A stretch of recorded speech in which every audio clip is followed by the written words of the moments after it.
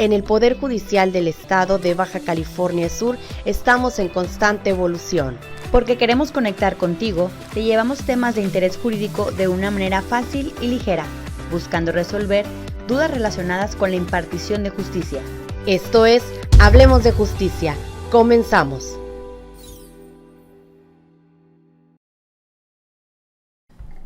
Muy buenas tardes, les damos la bienvenida a Hablemos de Justicia, un programa del Poder Judicial del Estado de Baja California Sur que llega hacia usted todos los jueves en punto de las 6:30 de la tarde por la señal del Instituto Estatal de Radio y Televisión. Mi nombre es Livia Vázquez, yo soy directora de Comunicación Social y Relaciones Públicas de este Poder Judicial y el día de hoy me encuentro acompañada gratamente de la magistrada y consejera de la Judicatura, Abigail Jiménez Montalvo, a quien yo le agradezco que siempre esté con esta disposición de colaborar en el programa. Muchísimas gracias, magistrada, bienvenida. Hola, Livia, buena tarde, y buena tarde a todas y todos los que nos sintonizan el día de hoy para conocer un nuevo tema y de interés para la ciudadanía, por lo que hoy nos visita la titular del juzgado primero de primera instancia del ramo mercantil en esta ciudad de La Paz, la licenciada Erika Lorenia Cinco Quintanar, y nos va a compartir el tema de interés y usura. Bienvenida, jueza. Buenas tardes, gracias, magistrada consejera, licenciada Livia. Agradezco su invitación, es un honor para mí estar con todos ustedes en su programa Hablemos de Justicia. Pues muchísimas gracias y bienvenida de nueva cuenta, juez, es un placer tenerla con nosotros. Y pues para empezar con el tema, platíquenos acerca de a qué se le llama interés. La palabra interés la podemos entender desde el punto de vista financiero como aquel rédito, aquella utilidad o aquel aprovechamiento que se obtiene de un capital prestado. ¿A qué le llamamos capital? A una suma determinada de dinero. Es decir, es el beneficio o la utilidad que recibe el inversionista por prestar esta cantidad de dinero. Sin embargo, también es importante entender al interés desde el otro punto de vista, es decir, desde la persona que lo sufre o lo padece, que en este caso sería el deudor o el acreditante, ¿sí? Podremos poner un ejemplo. Pedro acude con Claudia, que es una persona física, pero también podría ser una persona moral, y le solicita que se le otorgue un préstamo por la cantidad de 100,000 pesos y propone a Claudia devolver esta cantidad de dinero, estos 100,000 pesos, en un término de 6 meses.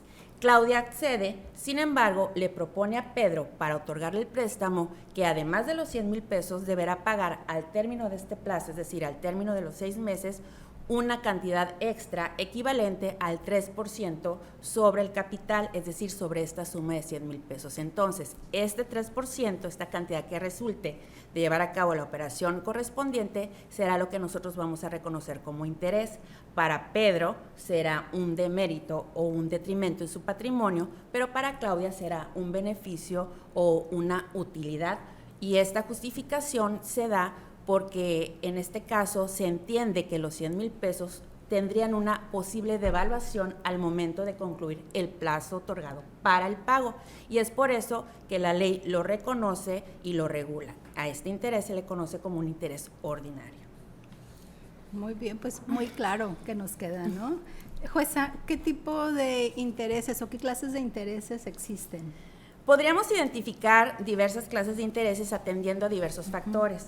Primeramente, desde el punto de vista de su variabilidad, es decir, si el interés es fijo durante todo el tiempo que dura el préstamo, estaremos hablando precisamente de un interés fijo. No va a aumentar ni va a disminuir. En el ejemplo que manejábamos, durante los 6 meses, el interés siempre va a ser el mismo, 3% hemos manejado, ¿verdad? Y en este caso, las partes saben perfectamente que al concluir estos 6 meses, este será el interés. Y vuelvo a repetir, este interés se otorga por el solo hecho de otorgarse el préstamo. Contrario al interés fijo, tenemos el interés variable. En este caso, las partes, al momento de celebrar el acto o el convenio del cual se origina, establecen diversos factores o modalidades por las cuales el interés va a variar, se va a ir actualizando. Entonces, aquí nosotros podríamos establecer como ejemplo que por cada mes transcurrido el interés podría aumentar o podría disminuir. Claro. Y también en este caso podríamos hablar de un interés mixto, que como su nombre lo dice, se compone de un interés fijo y de un interés variable. Durante los 6 meses las partes contratantes establecen que primeramente en un primer plazo la tasa de interés será fija, no va a cambiar, pero transcurrido este plazo, estos 3 meses, este interés va a empezar a fluctuar, va a empezar a variar, o puede ser en forma reversa. Primero sería un interés variable y después un interés fijo, ¿sí? Ahora bien, desde el punto de vista de cómo fue creado o convenido, podemos identificar al interés convencional, que es aquel que acuerdan las partes libremente al momento de celebrar el acto. También tenemos el interés legal, que es el que la ley establece para ciertos casos cuando los contratantes omiten señalar cuál es el tipo de interés o la tasa o el factor para su cálculo, ¿sí? Y también aquí podríamos incluir también aquel interés que fija el juez en una sentencia firme. Cuando se le presenta una controversia y al momento de dictar una sentencia tiene que resolver sobre la variabilidad o la aplicación de un interés, entonces él lo va a llevar a cabo y este interés pues es fijado por el juez. Y por último, podríamos distinguir el interés desde su punto de vista de su origen o su finalidad. Ya hablamos del interés ordinario, que en este caso es aquel que se da por el solo hecho de otorgarse el préstamo del acreedor al deudor o al acreditante, y también podemos hablar del interés moratorio. El interés moratorio se origina eventualmente para el caso que se dé un incumplimiento en la forma total o parcial de la obligación pactada, ¿sí? Este interés moratorio entonces lo podemos entender como la sanción o la pena por incumplir la obligación pactada. Muy bien.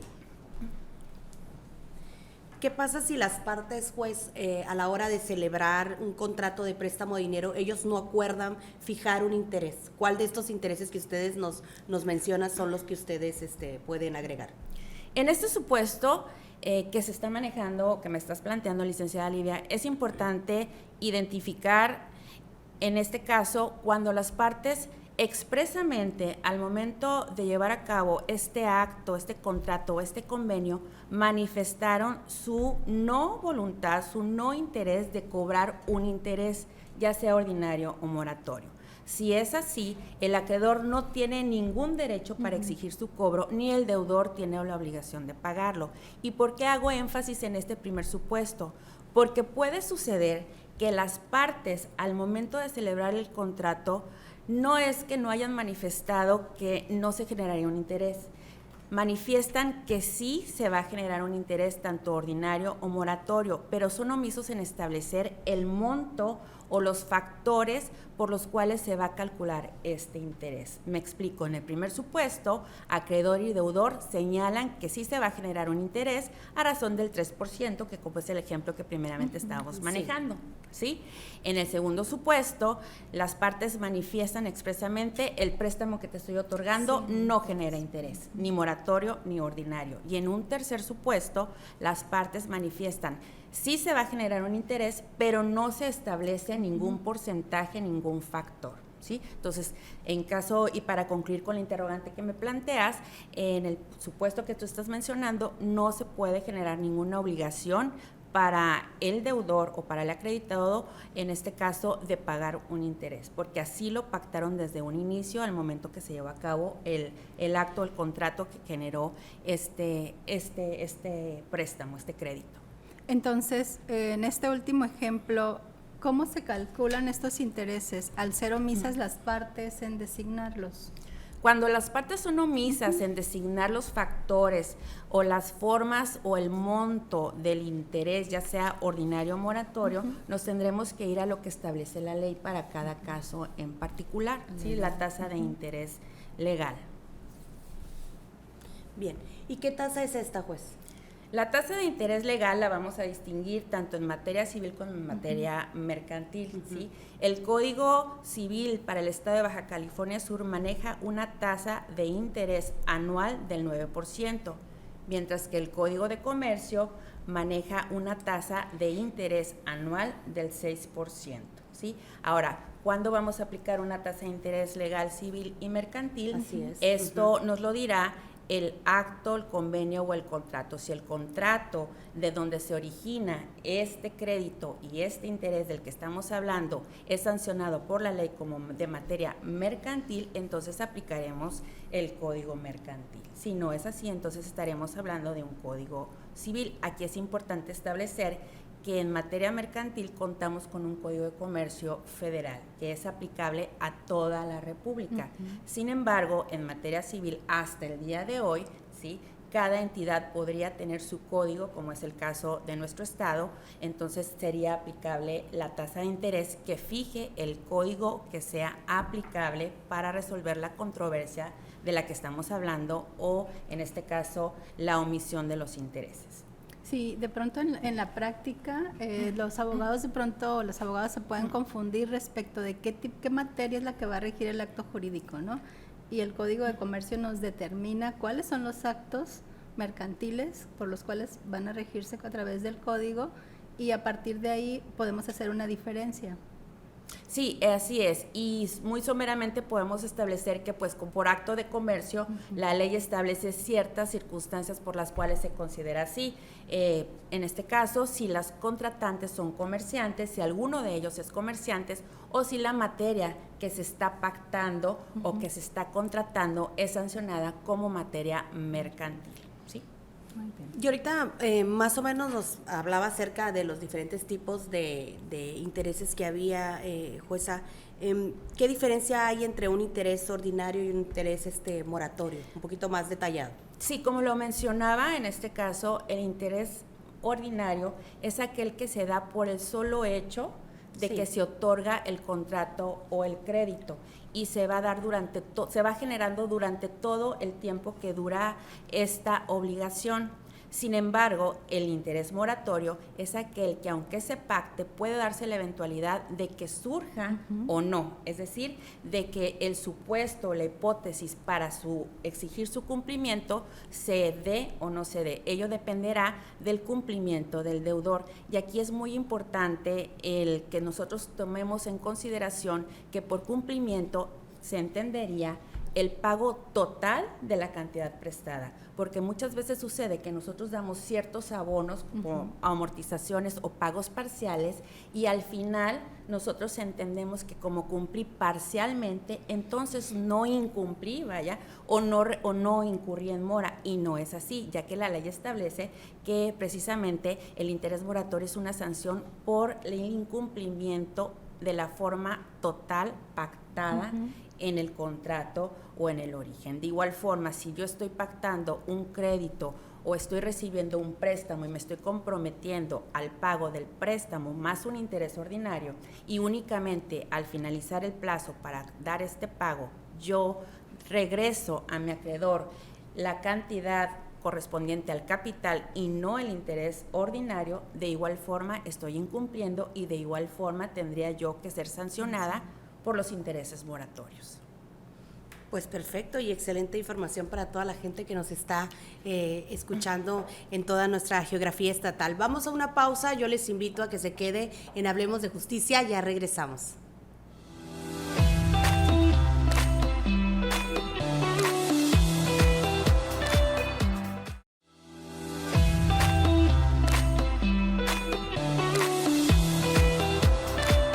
Estamos de regreso en Hablemos de Justicia. No quisiera continuar sin antes recordarles que usted puede seguir nuestras actividades a través de nuestra página de Facebook. Nos encuentra como @PoderJudicialBCS. También estamos en Twitter como @TribunalBCS.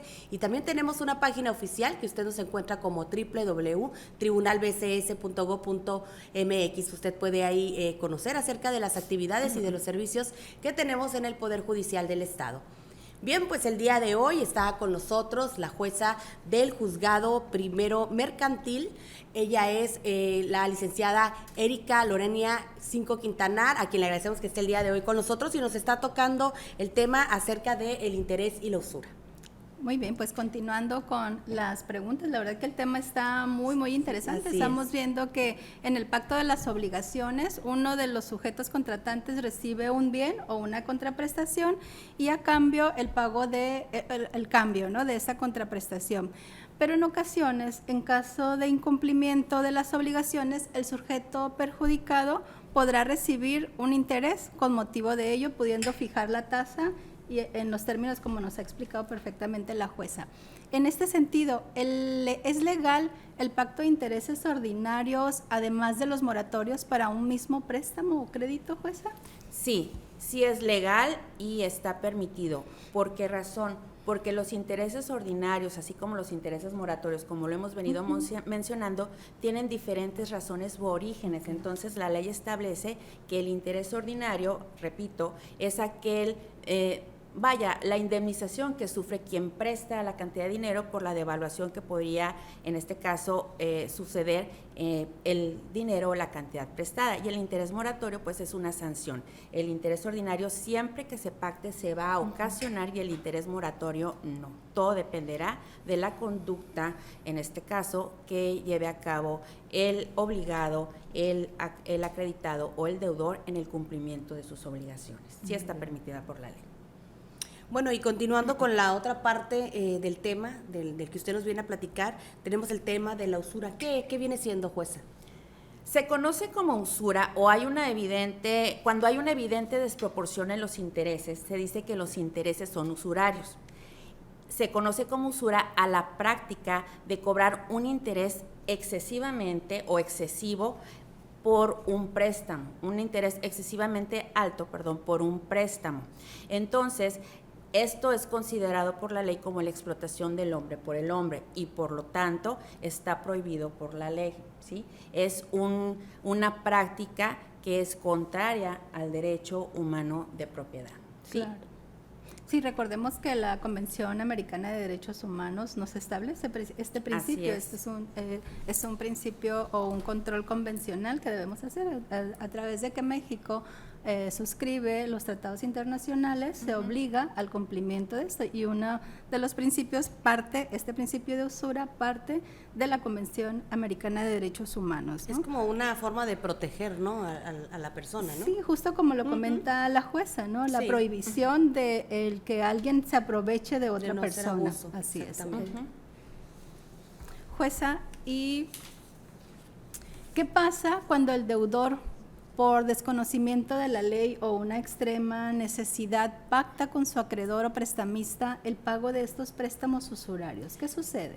En este caso, el acreditado, en este caso el deudor o el obligado, puede acudir ante la autoridad jurisdiccional a solicitar que se lleve a cabo la reducción de estos intereses que él considera como usurarios, para efecto de que sean considerados por el juez, estudiados y analizados, y en su caso resuelva a lo solicitado, como es la reducción que manifiesta o que pretende el acreditado.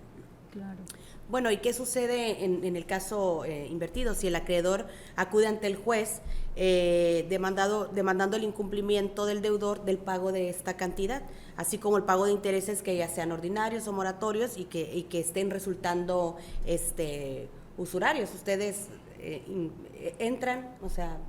Sí, en este caso, si es el acreedor el que demanda ante una autoridad jurisdiccional por el incumplimiento de la obligación, ya sea por el pago del crédito de intereses ordinarios o intereses moratorios, reclamando precisamente la cuantía de los mismos, el juez tiene la obligación de llevar a cabo un estudio pormenorizado de estos intereses para establecer si son usurarios. Esta obligación que tiene el juez la tiene en todo momento y en todo lugar y en todos los casos. Es decir, no va a depender de que el demandado, porque ya en este caso estaríamos hablando de un demandado, de que el deudor se lo haga saber o se lo peticione en su escrito de contestación de demanda al juez y señale que esos intereses son usurarios, y por lo tanto tendría que el juez resolver contrario a la pretensión del actor. Si esta solicitud del demandado, si esta contestación está o no está, de todas formas el juez tiene la obligación, por ley, como lo comentaba ya la magistrada consejera, ya hay una resolución muy clara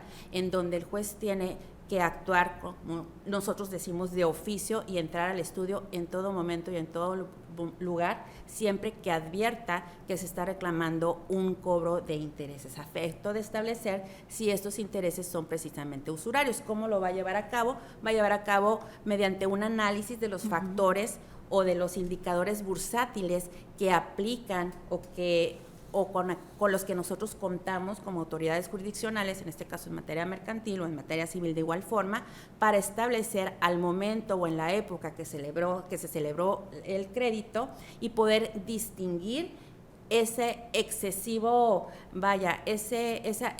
desproporción con los intereses que en su caso manejaban los otros parámetros que se consideran precisamente como legales o dentro del rango para no ser considerados como usurarios. Sí, de hecho la Suprema Corte de Justicia ya ha emitido varios criterios en ese sentido, tal como lo relata la jueza, en donde los jueces, quienes nos dedicamos a juzgar, tenemos la obligación de revisar cada asunto en particular, conocer las condiciones dentro de lo posible también de los sujetos, de las partes que componen el juicio, para ver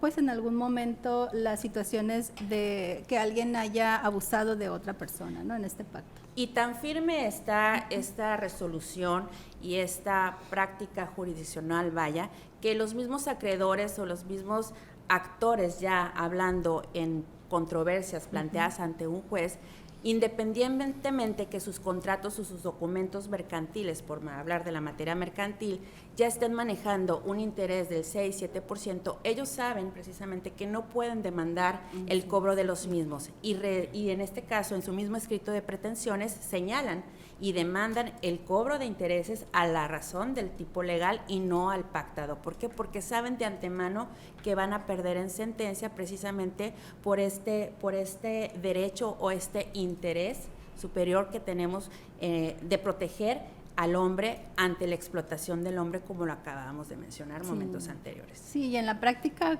también usted nos ponía un ejemplo, ¿no? De que alguien cobraba el 3% en un interés de un 3% mensual. Ese interés del 3% mensual anual se va al 36% anual, mientras que la ley en materia civil nos dice que el 9% es el interés que debe de ser en materia civil. Entonces, entre el 36 y el 9, la diferencia es muchísima para efectos del pago.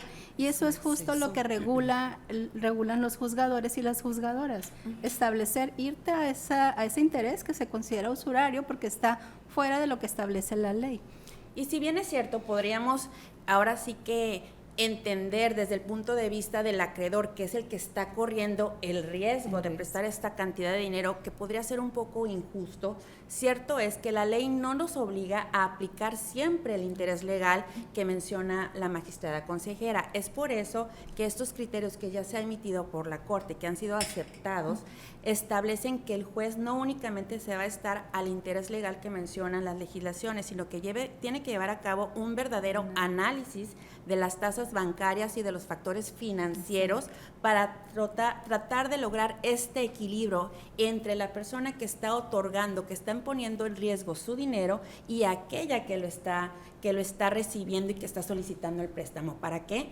Para que tanto tenga derecho la parte acreedora a solicitar o a recibir una cantidad extra por este tiempo que no va a poder aprovechar este capital o que va a poner en riesgo su capital, como en este caso la proporción para quien recibe el préstamo, que es el deudor o el acreditante, en sí solicitar el préstamo o recibirlo y sí pagar una cierta cantidad de dinero, pero que esta no sea desorbitante, ¿verdad? Pues qué interesante la tema, verdad, ¿no? Y sí, aparte nos da para muchísimos, pudieran ser hasta otros programas, ¿no? Sobre el tema, porque está muy, muy apasionante. Pero bueno, jueza, por el tiempo se nos vino encima y nos tenemos que despedir, no sin antes agradecerle al que haya estado con nosotros compartiendo el tema de interés y usura. Esperemos tenerla de nueva cuenta en este programa de Hablemos de Justicia. Muchas gracias. Muchas gracias por la invitación y muchas gracias a todo su auditorio por la atención a este programa. Bien, pues ya lo dijo la magistrada. Yo también quiero agradecerle a la magistrada y consejera Abigail Jiménez Montalvo el que haya estado el día de hoy con nosotros. Muchísimas gracias, magistrada, por acompañarnos. No, gracias a ti, Livia. Siempre es un gusto estar en Hablemos de Justicia. Así es. Bueno, pues recuerde que tenemos una cita el próximo jueves en punto de las 6:30 de la tarde. Yo soy Livia Vázquez y esto fue Hablemos de Justicia. Hasta entonces.